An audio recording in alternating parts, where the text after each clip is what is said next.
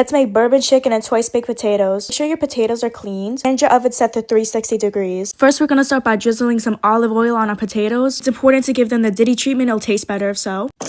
Sprinkle on a little salt and make sure your pinky's up. Now throw them in the oven. Your unwashed chicken. Yeah, I have to say unwashed. I can't believe people even wash their chicken. All the seasonings will be listed on the screen and in the caption. I love this Trader Joe's seasoning. Next step will be rubbing rubbing the chicken. You should look nice and coated like this and take your olive oil in your skillet. Don't dab it in. We're gonna throw some chicken in. You just want the outside cooked, not the inside. So just put it on for a few minutes.